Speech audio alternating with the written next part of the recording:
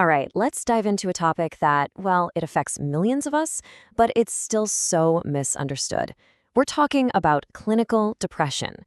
And this is a big deal. It's actually the leading cause of disability worldwide. So getting a handle on what it really is, that's more important than ever. So here's the big question, right? We all have bad days, we all get in a funk, but where's the line? When does just feeling down cross over into an actual medical disorder? It's a really important distinction, and honestly, it's where a lot of the confusion comes from. Okay, so first up, sadness versus depression. It is absolutely vital to get that these are not the same thing. They are fundamentally different experiences.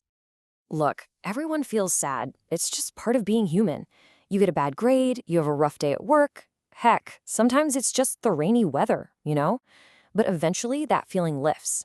Clinical depression? That's a whole different animal. It's a persistent medical condition that just hangs around and it seriously disrupts your day-to-day life no matter what's going on around you. And we're not talking about some rare condition here. In the United States alone, nearly 10% of adults are dealing with depression. Think about that for a second. That's about 1 in 10 people. This is everywhere.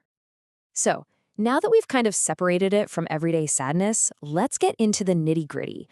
What exactly is clinical depression? Let's look at the official diagnosis to really understand it. Okay, so here's the formal definition. But let's break down the two parts that really matter. First, the timeline. This has to go on for at least 2 weeks straight. And second, the impact.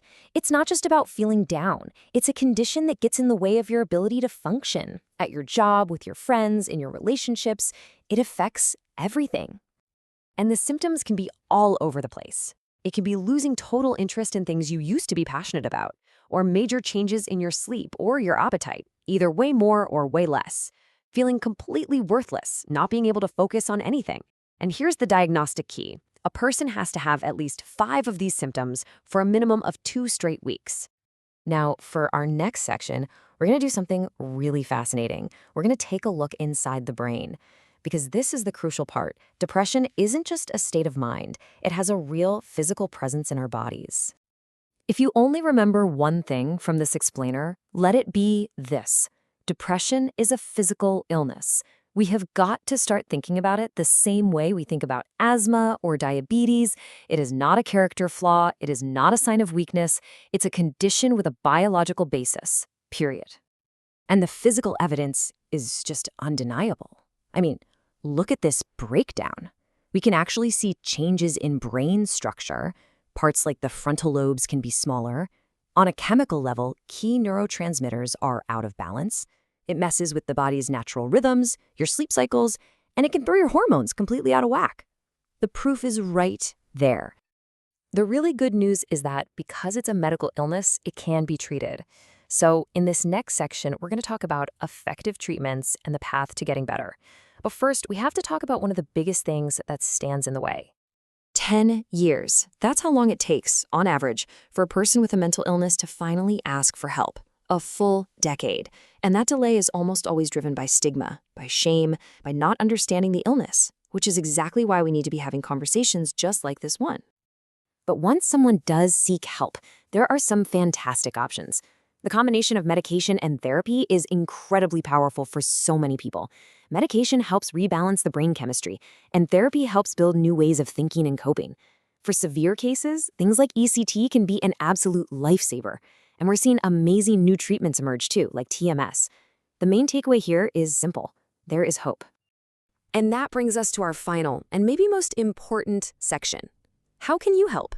If someone you know is struggling, what can you actually do that makes a difference?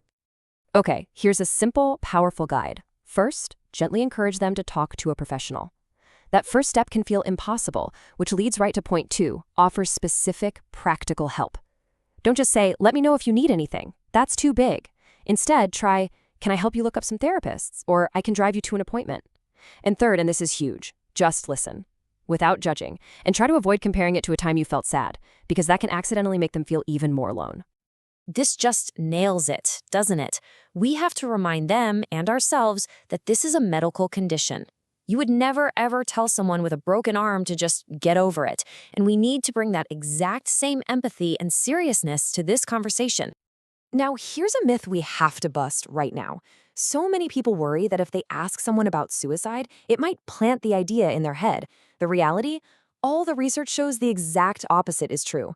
Asking someone directly if they are having suicidal thoughts actually reduces their risk.